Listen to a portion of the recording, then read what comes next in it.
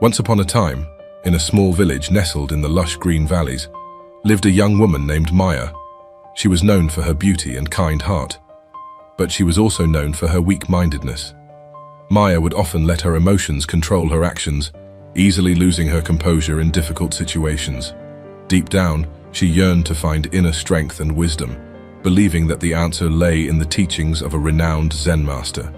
One day, Maya gathered her courage and embarked on a journey to meet the Zen master, who resided in a tranquil monastery on the outskirts of the village. The journey was long and arduous, but her determination never wavered. Finally, after days of traveling, she arrived at the monastery and was greeted by Hiroshi, a young disciple of the Zen master. Hiroshi was a humble and wise young man who had dedicated his life to studying the teachings of the Zen master. He noticed Maya's eagerness to learn and offered to guide her through the transformative path of enlightenment. Grateful for his assistance, Maya readily accepted his offer. Under Hiroshi's guidance, Maya began her training in the monastery. The Zen master, an old and serene man, observed her from a distance, aware of her weaknesses and the challenges that lay ahead.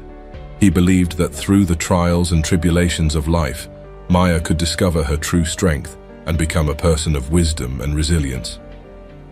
The first sign of a weak-minded person, the Zen master taught, was the inability to let go of past hurts and grievances. To illustrate this, he shared a story with Maya. He spoke to a man who carried a heavy sack of rocks on his back wherever he went, burdened by the weight of his past. The rocks symbolized his grudges and resentments, which held him back from living a peaceful life. Maya realized that she too carried her own sack of rocks, filled with unresolved anger and pain. Determined to lighten her load, she embarked on a journey of forgiveness and letting go. The second sign of a weak-minded person, the Zen master taught, was the attachment to material possessions. To demonstrate this, he took Maya to the garden and pointed to a beautiful rose. "This rose," he said, "is a symbol of life's impermanence. It blooms with vibrant colors, but soon withers away, reminding us that all things are temporary." Maya understood that her attachment to material things brought her suffering, as she would cling to them for security and happiness. From that moment on, she vowed to find contentment within herself, rather than seeking it in external possessions. The third sign of a weak-minded person, the Zen master taught, was the inability to embrace change. He shared the story of a flowing river, emphasizing the importance of adaptability and resilience. "The river," he said, "flows effortlessly, bending and twisting through the landscape, adapting to the ever-changing terrain. In doing so, it finds its way to the vast ocean, its ultimate destination." Maya realized that she had often resisted change, fearing the unknown. Inspired by the river's wisdom, she resolved to embrace change and trust in the flow of life. The fourth sign of a weak-minded person, the Zen master taught, was the tendency to compare oneself with others. To illustrate this, he spoke to a traveler who was envious of a bird's ability to soar freely in the sky. The traveler spent his days lamenting his own limitations, unaware of the unique gifts he possessed. Maya understood that comparison only led to dissatisfaction and a sense of inadequacy. From then on, she chose to focus on her own growth and development, celebrating her own journey without comparing it to others. The fifth and final sign of a weak-minded person, the Zen master taught, was the inability to live in the present moment. He emphasized the importance of mindfulness and awareness, urging Maya to savor each moment as it unfolded. "Life," he said, "is a series of precious moments strung together like pearls on a necklace. To truly live, one must be fully present in each moment without being burdened by the past or consumed by the future." Maya realized that her mind often wandered, dwelling on regrets or worries about the future. With renewed focus and determination, she committed herself to cultivating mindfulness and living in the present. Months passed, and Maya's time in the monastery neared its end. She had undergone a profound transformation, discovering her inner strength and wisdom. The Zen master, pleased with her progress, called her to bid her farewell. "Maya," he said, "you have come a long way on your journey of self-discovery. Remember the lessons you have learned and carry them with you as you venture back into the world. Embrace forgiveness, let go of attachments, adapt to change, celebrate your uniqueness and live in the present moment. By doing so, you will continue to grow and inspire those around you." Tears welled up in Maya's eyes as she expressed her gratitude to the Zen master and Hiroshi for their guidance.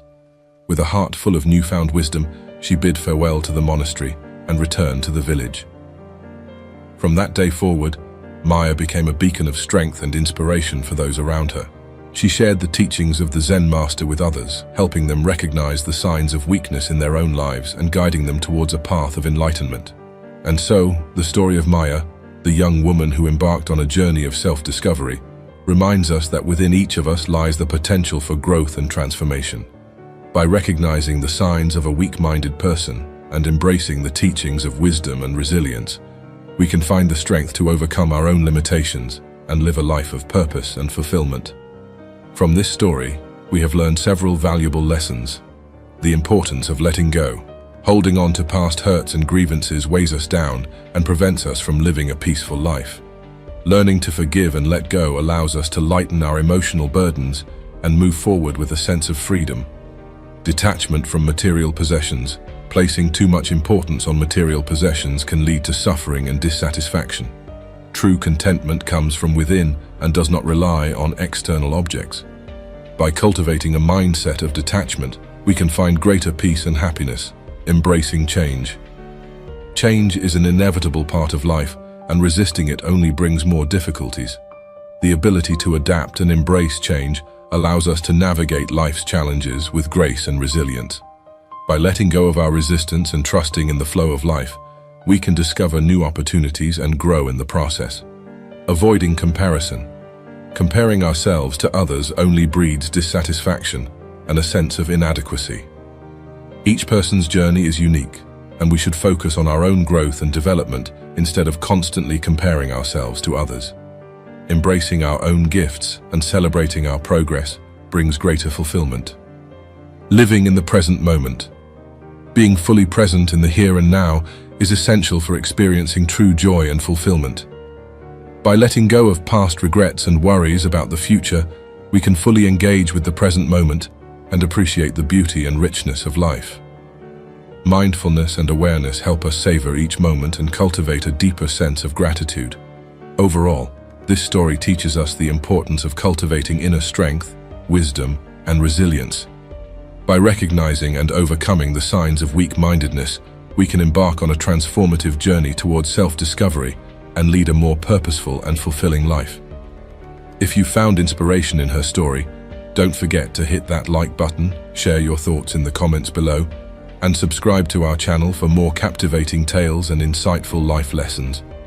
Remember, the power of transformation lies within each of us, and by sharing stories like Maya's, we create a community of growth and resilience. Until next time, stay inspired, stay curious, and stay tuned for more stories that will leave you pondering long after the video ends.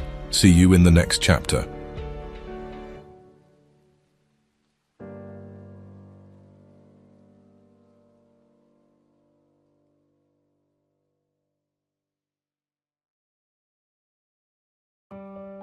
If there is one simple word that we all struggle to say, it is no.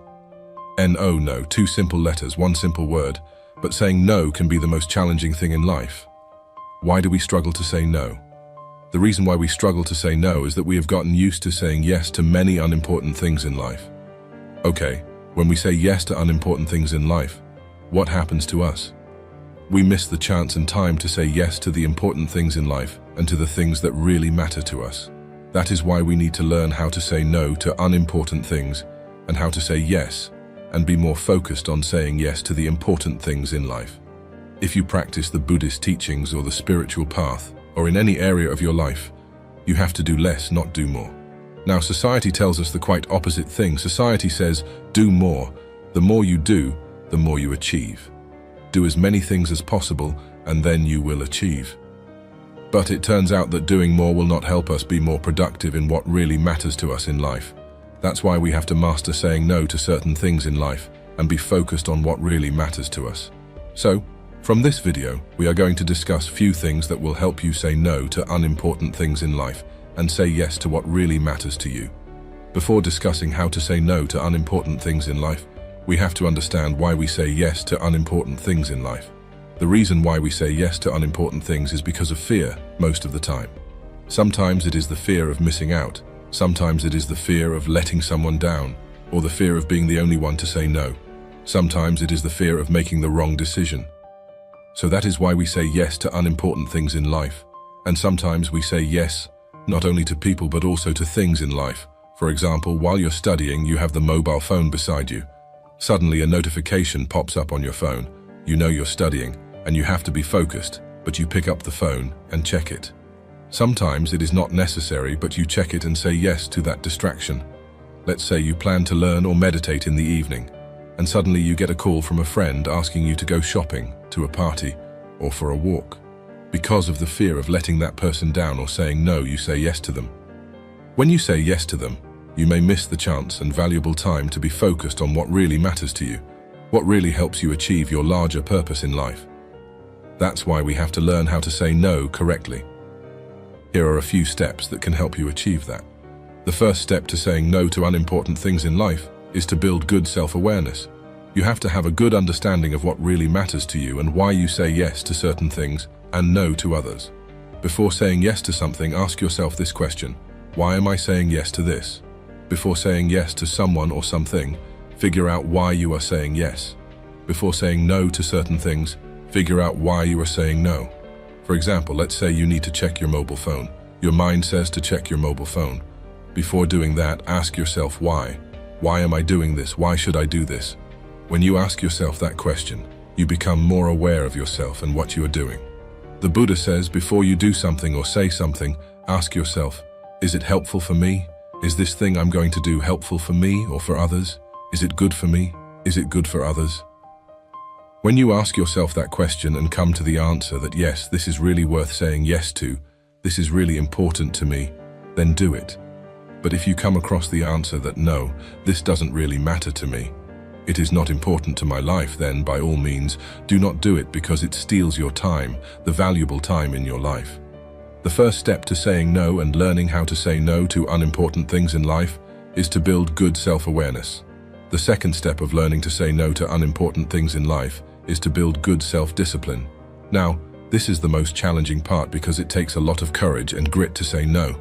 You need to be more disciplined to say no to unimportant things in life, because sometimes the things we have to say no to may be the most enjoyable things in life. We all like to enjoy life, but sometimes those enjoyable things will not help us be more productive. For example, let's say you are going to study and planning to meditate. Sometimes your friends ask you to join a party. You like to go to a party, but you know that the most important thing in your life is the learning process, which helps you achieve more success. The most important thing in life is to build a strong spiritual base. So it is difficult to say no to those things because we fancy doing them. That is where self-discipline comes in. To be disciplined and say no, this is what really matters to me, and I have to do it. Then you have to say no to those people politely. You can explain why you are saying no. I heard this one quote saying, learn to say no to people without explaining yourself. I would say, learn to say no to people and explain why you're saying no to them. Then they can understand why you're saying no, so they will respect your time and your values in your life. That is why we have to learn to say no politely and correctly. The third step is to understand that your time is valuable. Time is the most valuable asset that we have in our hands. Our time on this earth is limited. We don't have infinite time on this earth. We have finite time, and we have to use that limited time very well. I would suggest looking at your time like you look at your money. When you get money, you don't spend it lavishly or on whatever you want. You don't put that money wherever you are. No, we become more serious about our money. Similarly, think about your time as you think about your money, because money can be earned again, but time cannot be earned again. You cannot take back the time. It is limited. That is why in this limited time, you have to do the best thing that you can do. Be more serious when it comes to time. Don't waste it. It is the most valuable asset that we have. If you value time and respect your time, then you can say no to unimportant things and learn to say yes to what really matters in your life. So, respect your time and also respect other people's time. The next step is to ask this magic question. Is it really necessary? Before you say something, do something, or say yes to someone or something, ask if it is really necessary. Do I really have to do it? Sometimes we say yes to unimportant things because we don't know that we don't really need it. For example, let's say you come back home after a tired day and you say yes to social media. You scroll through and it steals 1 or 2 hours of your valuable time. In that time, there is something valuable that you can do. Talk with your kids, your parents, or engage in something valuable with them instead of hanging out on social media and wasting that time. Just ask yourself, is it really necessary? Do I really have to do it? Then, you can decide what to say no to and what to say yes to. The final step is to figure out what is really important to you, what really matters to you. Most of the time, the reason why we say yes to unimportant things in life is that we haven't figured out what really matters in life. What really matters to us. That is why if you have a good understanding of the larger purpose of your life, what really matters to you, what is valuable in your life, you can be more focused on that and say no to other things in life that don't help you achieve the larger purpose in your life. Take a quiet time in your day to figure out what really matters to you today. What should I do? And what is the most important thing I should do today to achieve the larger purpose of my life? In that way, you will have a good understanding of what really matters in your life and what doesn't. Be more focused on doing those things. Sometimes, it is more enjoyable to do unimportant things in life. But although it is enjoyable and hard to say no to all those distractions, we have to say no to them, because those are the things that prevent us from engaging and achieving the larger purpose in our life. Finally, these are the tips that you can practice saying no to unimportant things, say no to distractions in your life, and be more focused on what really matters. Saying no can be really hard. I know it is really hard. But to achieve a happy life, a calmer life, and a more disciplined life, we have to say no and learn to say no to unimportant things in life. Practice these little tips, and then you'll be happy in your life. Now, I want to hear from you. What's one thing you struggle to say no to in your life, and how do you plan to overcome it? And guess what? Our next video is going to be even more insightful. So, make sure you're subscribed, and you can be the first to catch it. Thank you for joining me in today's discussion on the power of saying no to unimportant things and focusing on what truly matters. If you found these tips valuable, give this video a thumbs up, subscribe to the channel, and hit that notification bell so you never miss out on our future content. Share your thoughts in the comments below. Let's learn from each other's experiences. Remember, your time is valuable, and by saying no to the unnecessary, you're saying yes to a more focused and fulfilling life. Until next time, stay focused, stay positive, and I'll see you in the next video. Take care.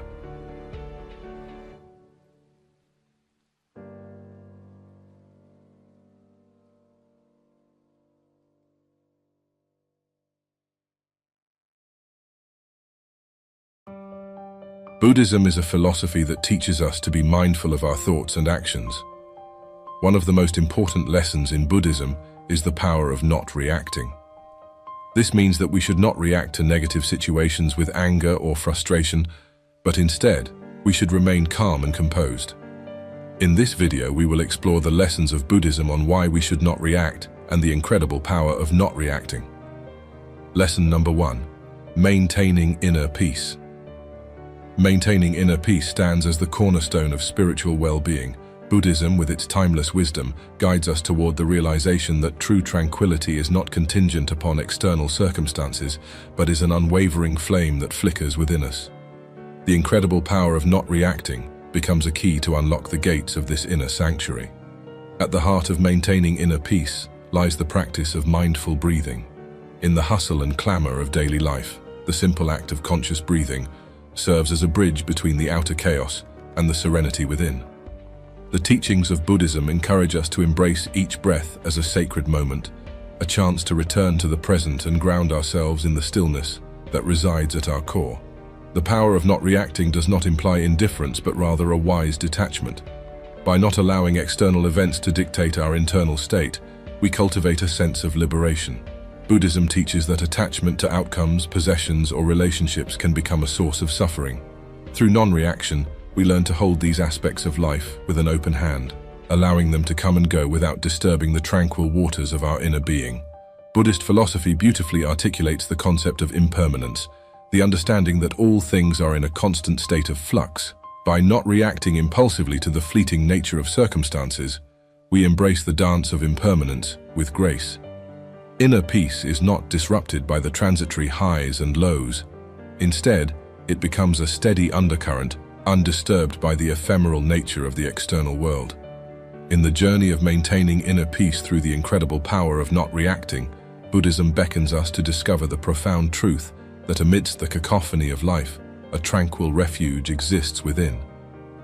It is a sanctuary where the mind, untethered from the chains of reactive patterns, can blossom into a garden of peace, allowing us to navigate the ebb and flow of existence with grace and unwavering equanimity. Lesson number 2. Breaking the cycle of suffering. It is an undeniable thread that weaves its way through the fabric of existence. Buddhism, with its profound insights, offers a transformative perspective on suffering, presenting not merely a means of enduring it, but a path to breaking free from its cyclic grip. The teachings of Buddhism acknowledge that suffering is an inherent part of life, arising from the impermanent nature of all things. The cycle of suffering is characterized by the relentless pursuit of pleasure and the aversion to pain, both of which contribute to an unending cycle of craving and dissatisfaction. The incredible power of not reacting emerges as a liberating force within this cycle.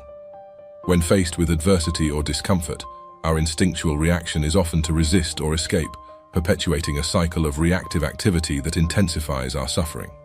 However, by choosing not to react impulsively, we disrupt this habitual pattern and create a space for genuine understanding and transcendence. Buddhism teaches us that suffering is not solely a result of external circumstances, but is deeply intertwined with our reactions to those circumstances.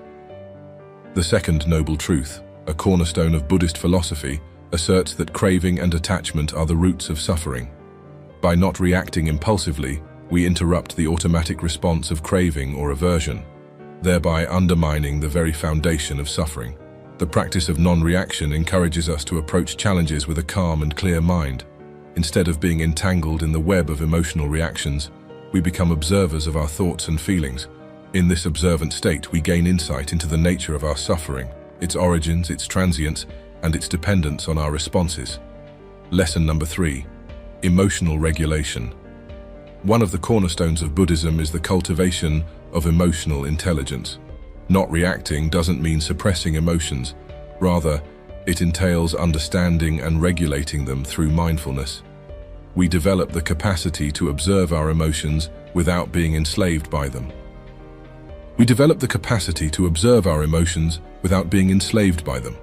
This skillful non-reaction enables us to respond to life's challenges with wisdom and compassion, rather than being swept away by the turbulent currents of our feelings.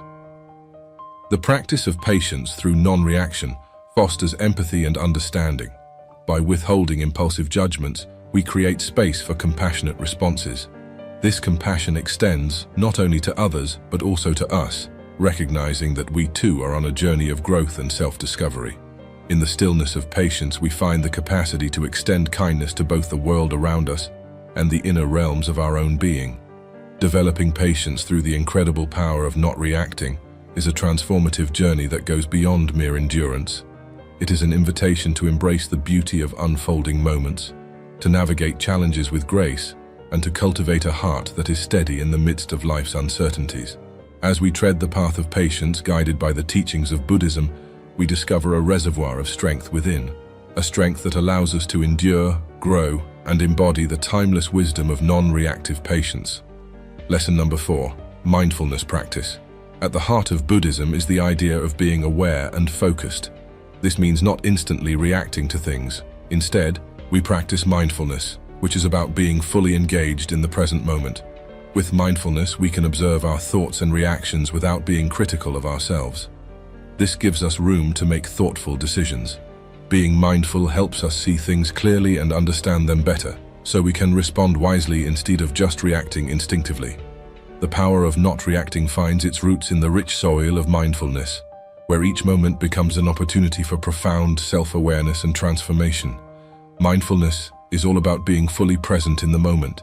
It helps us leave behind past worries and future fears, so we can focus on what's happening right now.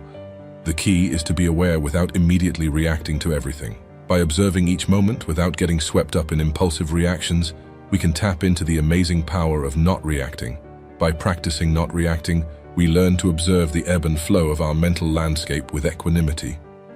This observant stance allows us to witness our reactions without being ensnared by them. creating a space for conscious choice and intentional response. Mindful practice teaches us to navigate the mental storm with calm and centered awareness. Rather than impulsively reacting to the turbulence of thoughts and emotions, we discover the serene eye of the storm, a space of stillness that remains untouched by the chaos swirling around it.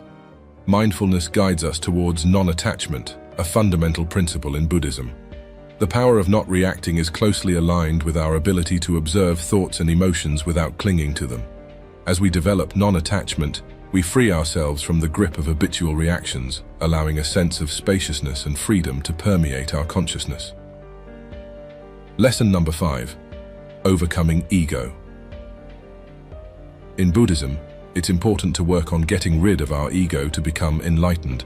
Our ego is like a fake version of ourselves that keeps us stuck in limited thinking and feeling attached to things we want or being insecure. It's really powerful to not react to things because it helps break down our ego and move closer to freedom. When we react impulsively, especially in moments of conflict or challenge, it is often the ego at the forefront, defending its perceived territory. The power of not reacting, however, introduces a pause, a sacred moment where we can observe the ego's machinations without succumbing to its demands.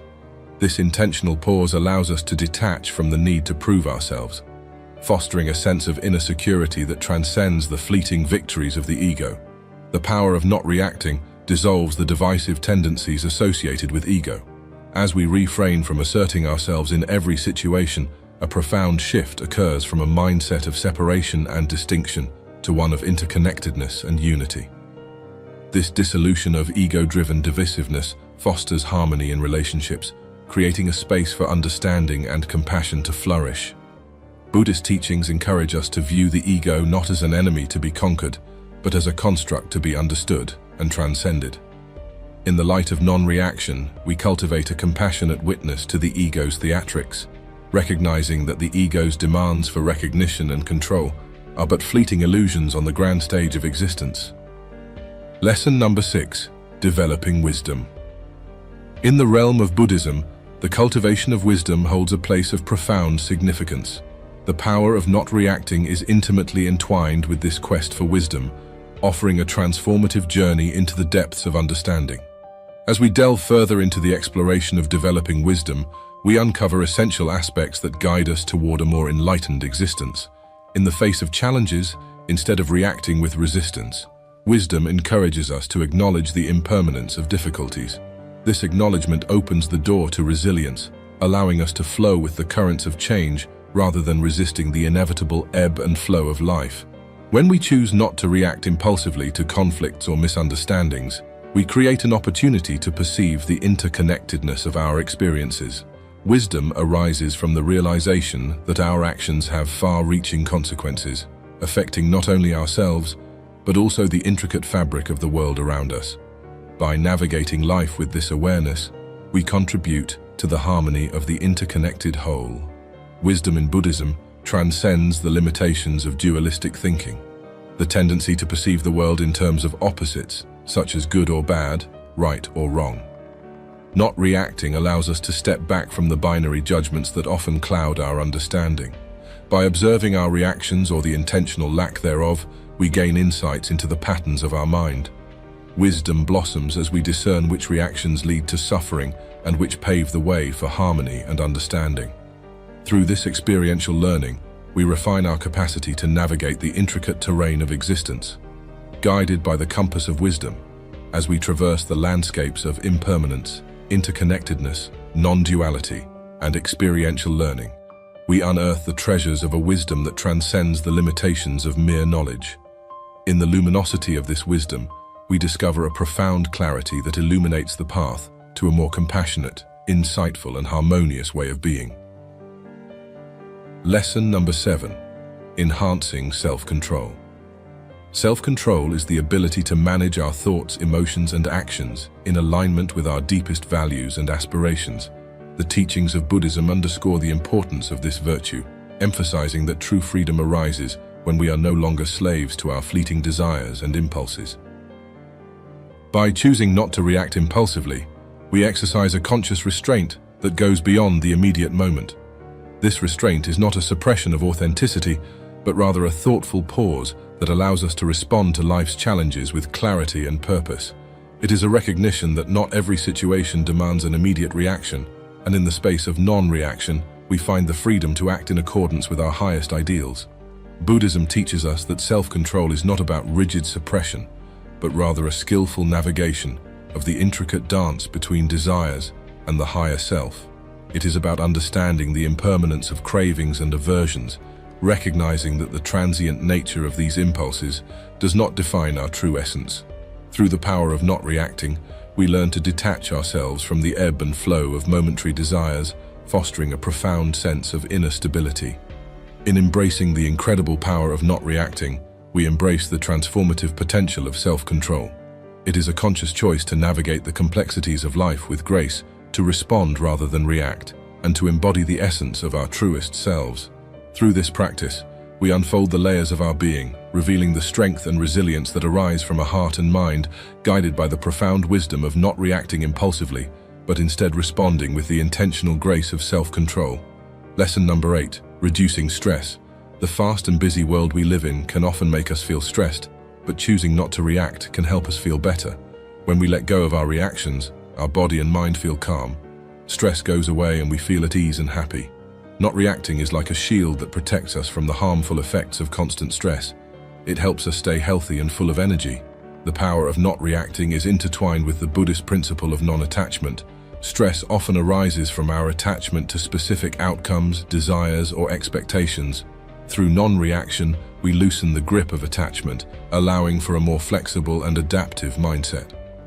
As we let go of the need to control every aspect of our lives, stress loses its foothold, making room for a more peaceful and accepting state of being. Buddhist practices frequently emphasize the transformative power of breath awareness. Not reacting provides an opportunity to turn inward, focusing on the breath as an anchor in the present moment. This conscious attention to the breath serves as a powerful tool to regulate the autonomic nervous system, promoting relaxation and reducing the physiological markers of stress. The power of not reacting carves out a space for stillness amidst the cacophony of demands and expectations. This stillness becomes a sanctuary for the mind to rest and rejuvenate. The reduction of stress is not merely a byproduct, but a deliberate outcome of this intentional practice of cultivating inner peace. The power of not reacting, when applied with mindfulness and intentionality, becomes a transformative elixir for stress reduction. As we tread the path illuminated by Buddhist teachings, we discover that the capacity to choose thoughtful responses over impulsive reactions is indeed a gateway to a life marked by serenity, balance, and an enduring sense of well-being. Lesson number 9, fostering growth. When faced with adversity, choosing not to react impulsively becomes a conscious decision to water the roots of our inner strength. This intentional non-reaction allows us to redirect our energy towards constructive endeavors, enabling us to learn from challenges and setbacks rather than succumbing to frustration. Fostering growth through the incredible power of not reacting involves a profound shift in perspective. It invites us to view difficulties not as insurmountable obstacles, but as opportunities for learning and refinement. In the absence of immediate reactions, we gain the clarity to assess situations objectively and extract valuable lessons from them. Consider a tree weathering a storm. In the face of powerful winds, it remains firmly rooted, bending gracefully rather than breaking. Similarly, the power of not reacting allows us to bend with the winds of life's challenges, adapting and growing stronger in the process. This flexibility becomes the hallmark of our personal evolution as we learn to embrace change and uncertainty with an open heart. As we continue to cultivate this transformative skill, we find ourselves not only breaking free from the shackles of reactivity, but also soaring to new heights of understanding, compassion, and resilience in the garden of our lives. The power of not reacting becomes the catalyst for a flourishing landscape of personal growth and enduring well-being. So the incredible power of not reacting, as elucidated by the profound teachings of Buddhism, unveils a path to inner peace, emotional intelligence, and personal evolution. Lesson number 9, fostering growth. By harnessing this power, we transcend the limitations of impulsive reactions, unlocking the door to a life enriched by mindfulness, patience, wisdom, and sustained well-being. In the gentle embrace of non-reaction, we discover the extraordinary capacity to navigate life's complexities with grace, resilience, and an unwavering commitment to growth. Thank you so much for joining me on this incredible journey today. If you found value in what you've seen, don't forget to show some love by hitting that like button and subscribing. I'd love to hear your thoughts and experiences in the comments below. Let's start a conversation. And guess what? The excitement doesn't stop here. Stay tuned for our next video where we dive even deeper into the wisdom for real life. Until then, take care and stay awesome.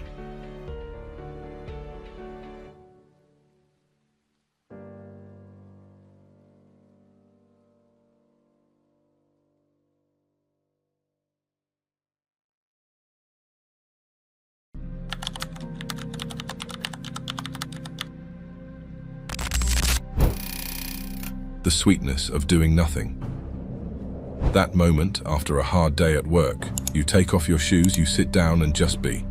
Think about the last time you felt overwhelmed, rushed, or made a hasty decision. Now, imagine if you had just paused, even for a moment. This concept is not new. It played a crucial role in the life of the legendary Buddhist Siddhartha. As we explore the approach to the pause, consider how this simple act could not only transform critical moments in your life, but also your daily routine.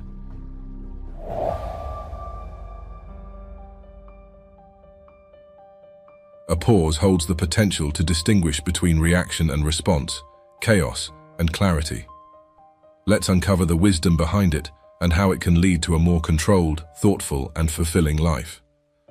A Buddhist was a master of timing, and in the heat of life's challenges, his ability to pause often turned the tide in his favor. It wasn't about hesitation, but choosing the perfect moment to act or step back. Now reflect on your life's challenges. How often do we rush in without thought, driven by impulse rather than insight? Siddhartha's use of the pause in navigating life serves as a metaphor for our daily decisions. It's about creating a space where clarity can emerge and choices can be made from a place of calm and understanding. Imagine applying this strategy in your own life, pausing to assess, to breathe, and to center yourself before making a move. The power of a pause can transform not only the outcomes of our challenges, but how we experience them in our fast-paced world. In our constant push for instant reactions, what if we take a moment to pause and reflect instead? This is not about unnecessary delays, but ensuring that our actions are thoughtful and effective. Reflection before reaction allows us to gain perspective, seeing beyond immediate emotions or surface-level problems. Imagine the strength of combining a mindful pause with a moment of reflection in your daily interactions, decisions, and even your inner dialogue. It's about harnessing the power of thoughtfulness in a world that often values speed over depth. Now let's delve into the essence of clarity. Understand something profound, that clarity often emerges in moments of stillness. In the heat of life's challenges, a pause isn't just a break, it's a strategic tool for gaining clarity. In our lives too, when engulfed in the chaos of daily tasks or emotional turmoil, taking a moment to pause can be transformative. It's like stepping back from a complex painting to see the whole picture, not just the brushstrokes. This pause for clarity helps us filter out the noise and focus on what truly matters. Consider applying this in your life. When faced with a decision or a stressful situation, give yourself the space to step back. Use this pause as a tool to clear the fog of confusion, to see your situation with fresh eyes. It's about finding the signal in the noise, the path in the wilderness. It's about mastering the art of clarity, just as Siddhartha did, but in the context of our modern lives. Now let's talk about making wiser choices. Siddhartha was a master at this, not just because he was quick with wisdom, but because he knew when to hit the brakes. Imagine you're about to make a significant decision. Emotions are high and everything is moving fast. That's precisely when a strategic pause can be a game changer. It's like pressing pause on a movie when things are getting intense. You get a moment to breathe, think, and see things you might have missed. It's not about freezing up. It's about giving yourself that crucial moment to align your thoughts. This isn't just about significant life decisions. It works for the small stuff too. Next time you're about to react quickly, try taking a beat. It's amazing how a simple pause can turn a good decision into a great one. Think of it as your secret weapon for thinking clearer and making choices you won't regret. Learning from Siddhartha's legacy, his mastery of the pause, both in life's battles and in contemplation, offers us profound lessons for life. It's not about the tools we wield, but about how we navigate the challenges of our everyday existence. By embracing the approach to thoughtful pauses, we open doors to deeper self-awareness and more meaningful connections with the world around us. His legacy teaches us the art of reflection, the power of patience, and the importance of acting with intention. These principles, when applied, can transform the way we approach challenges, relationships, and our personal goals. As we delve into life and philosophy, let's take the essence of his teachings and see how they can be woven into the fabric of our daily lives. It's about finding that balance between action and contemplation, doing and being, speaking and listening. Learning from his legacy is not just an exercise in historical admiration. It's an invitation to enrich our lives with the wisdom of a timeless sage.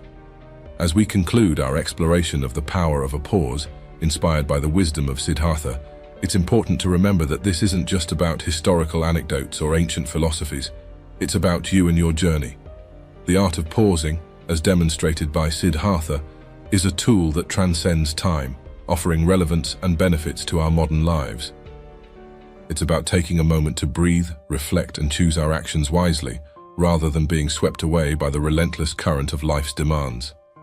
I encourage you to experiment with integrating strategic pauses into your daily routine. Whether it's a moment of contemplation before a crucial decision, a deep breath in a moment of stress, or simply stepping back to appreciate the present. These pauses can be transformative. They provide clarity, foster patience, and often lead to more thoughtful and effective actions. As you move forward, remember that the journey to mastering the pause is a personal one. It's a path of self-discovery where each pause, each moment of reflection, brings you closer to understanding yourself and the world around you. Embrace these pauses as opportunities for growth, and watch how they enrich your life in unexpected ways. Just like Siddhartha, you have the power to transform your life, one thoughtful pause at a time. If you found value in this video, consider sharing your thoughts in the comments below. Don't forget to subscribe for more content that inspires reflection and positive change. Wishing you peace, clarity, and fulfillment on your path of self-discovery. Until next time, take a pause and make it a meaningful one.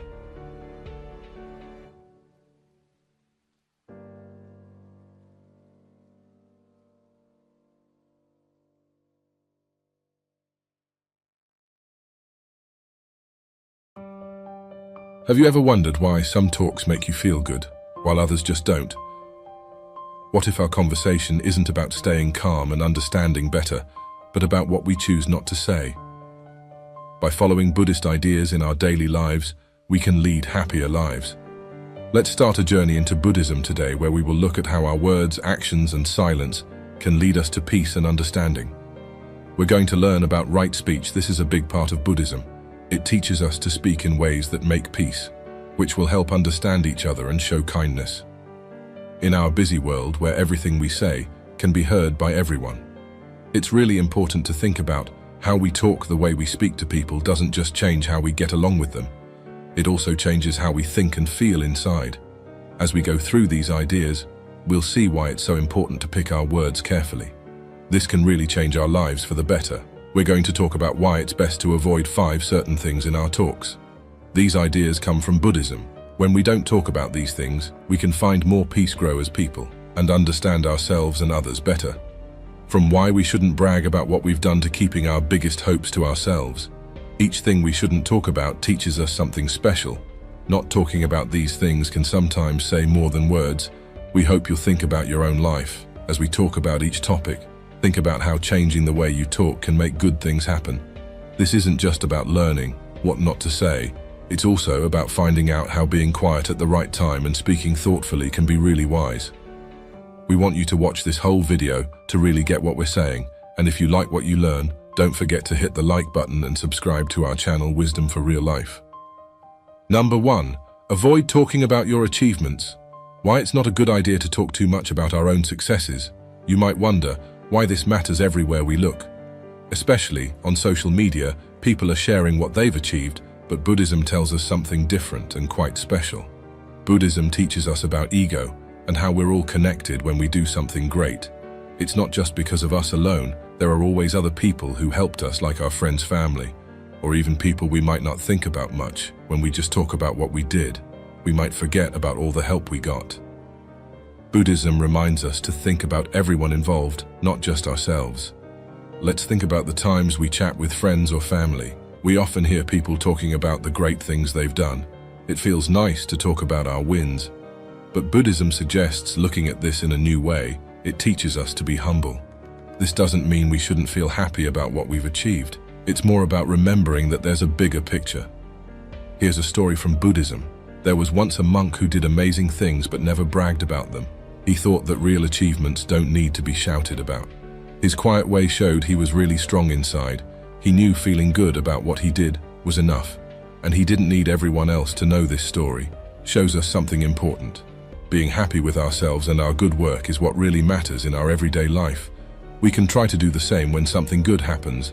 Because of us, we can think about others who helped us. Saying thanks to them makes our relationship stronger and makes us feel even better. It's about changing our thinking from I did this to we did this together. Buddha once said something beautiful about this. He talked about having a generous heart and speaking kindly. He said, being helpful and caring to others is what makes the world a better place. This is really about being kind. When we talk about our successes, it's about being thankful for everyone and everything that helped us succeed. It's a great idea to spend some time thinking about how our successes are connected to others. This can make us feel more thankful and humble. So let's remember to talk about our successes in a way that includes everyone who was a part of them. This makes our stories of success and more joyful. As we keep going through these ideas, make sure to stick with us until the end of this video. You'll learn a lot about how being humble can make life better. Next, we're going to explore another important lesson from Buddhism that can change how we talk and think. Number 2, don't discuss unresolved challenges. Now let's explore another interesting lesson from Buddhism. Why it's a good idea not to talk too much about the problems we haven't solved. Yet this might seem a bit odd at first. We often feel like sharing our worries and the things we're struggling with, especially with our friends or family. But there's a really helpful reason behind this. Teaching from Buddhism shows us how life is always changing, and it teaches us to accept the way things are right now. When we have challenges that we haven't figured out yet, talking about them over and over can make us feel more anxious. It can make us think too much about what might go wrong in the future. Instead, Buddhism tells us to focus on what we can do right now. This helps us stay calm and not get too stressed about things we can't control. Think about the last time you faced a big problem. Maybe you talked about it a lot with different people. Did that make you feel better, or did it sometimes make you worry even more? Buddhists suggests that instead of talking about these problems all the time, we should try to find peace with where we are at the moment. It teaches us that even if things aren't perfect, we can still find moments of calm and happiness. This doesn't mean we should ignore our problems. Instead, it means we should focus on what we can do right now to make things better. Step by step, by doing this, we stay in the present and work on solutions without getting lost in work. This is a really positive way to deal with challenges. Let's share a story that reflects this idea. There was once a person who faced a big challenge at work. Instead of talking about it all the time, they focused on what they could do each day to improve the situation. This helped them feel more in control and less worried. It's a great example of how we can handle our problems in a helpful way. Buddha taught us to find peace in the present moment. He said that when we accept how things are right now, we can find true peace. This is really about being okay with what's happening now.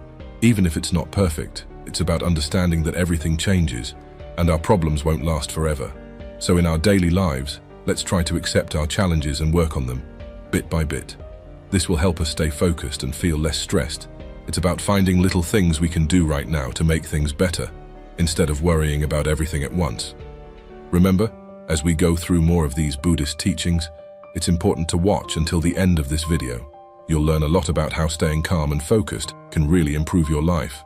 And if you're finding these ideas helpful, don't forget to hit like and subscribe to our Wisdom for Real Life channel. Your support helps us bring more of these useful lessons to you. In our next part, we'll look at another valuable teaching from Buddhism that can change the way we think and live. Number 3.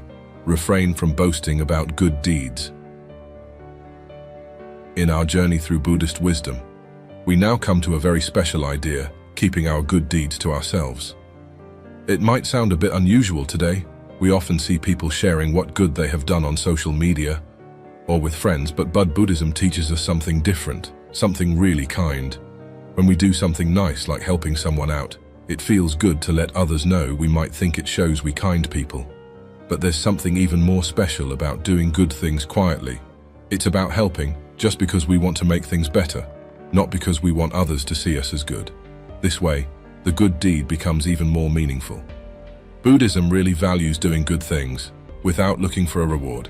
It's like giving a gift and not waiting for a thank you. This way of doing things changes why we help. It stops being about getting praise and starts being about spreading kindness just because it's a good thing to do. Think about a time when you did something nice for someone without telling anyone. Keeping this act of kindness a secret gives you a unique kind of happiness. It's like having a special secret that only you and the universe know. This reminds us that the best part of helping is the helping itself, not the thank you. That might come later. Buddha said something really nice about this: do good things again and again, and you'll be filled with joy. He meant that the real joy comes from the act of giving, not from what we get back for it. We can try this in our daily life. We can look for chances to help others without making a big deal about it.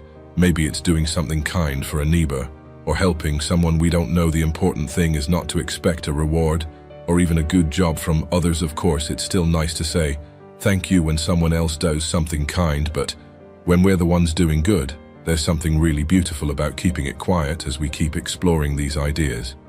It's important to watch this video to the end. You'll learn a lot about how these teachings can make life better. Next, we'll look at another important Buddhist teaching that can change how we see and do things in life.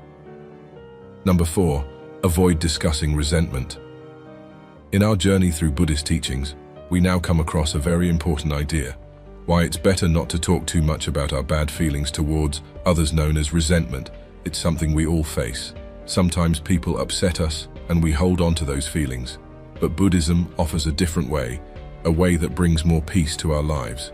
When we keep talking about the things that upset us, it's like going through those bad times again and again.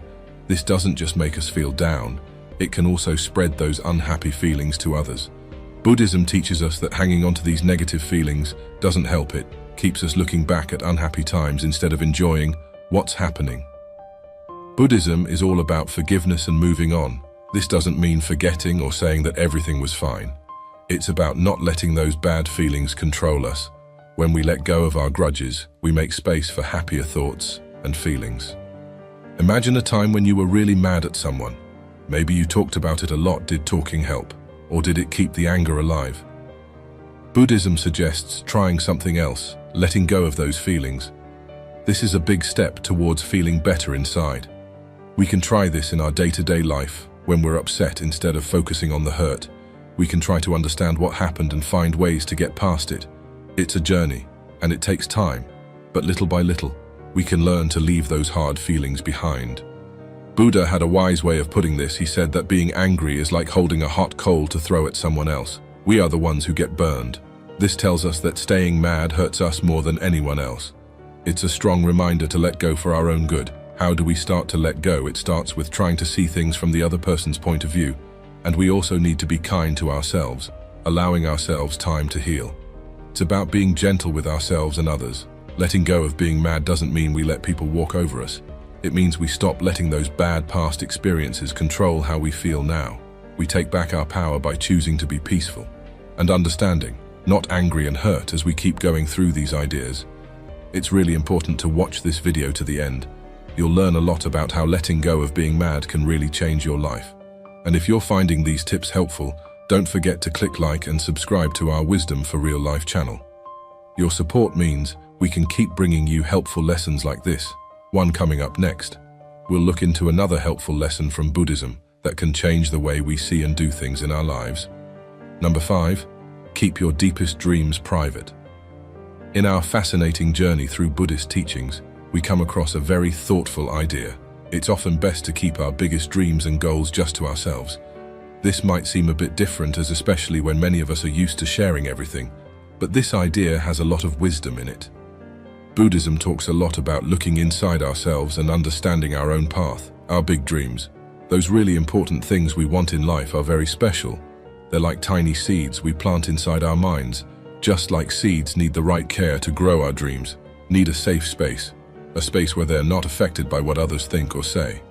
When we tell everyone about our deepest dreams, we open them up to all kinds of reactions. Not all reactions are helpful. Sometimes people might not believe in our dreams, or they might tell us what they think we should do, even if it doesn't feel right for us. This can make us start doubting our dreams or make us think we should change them. Keeping our dreams to ourselves keeps them safe and lets us stay true to what we really want. Buddhism also shows us the strength in quiet goals when we keep our dreams in our heart. It's like making a silent promise to ourselves. It's not about hiding our dreams, it's about keeping them pure and true. By keeping our dreams private, we learn to rely on ourselves. We look inside for the push we need, not outside. This helps us grow stronger in who we are and what we want, without worrying about what others think. Thinking about our dreams quietly also helps us see them clearer. Without other people's opinions making noise, we can hear our own thoughts better.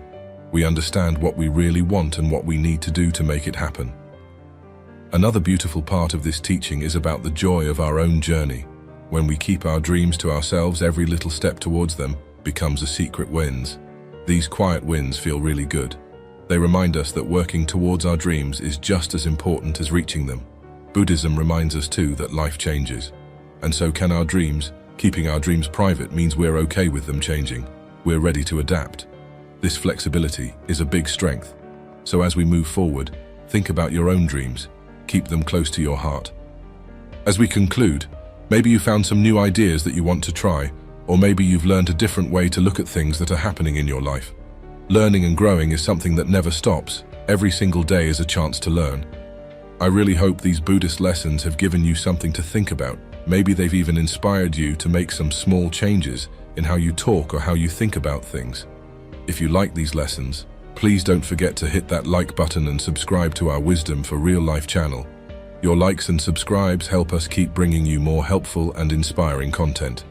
Remember, these teachings are something you can think about and practice every day. Thank you for watching.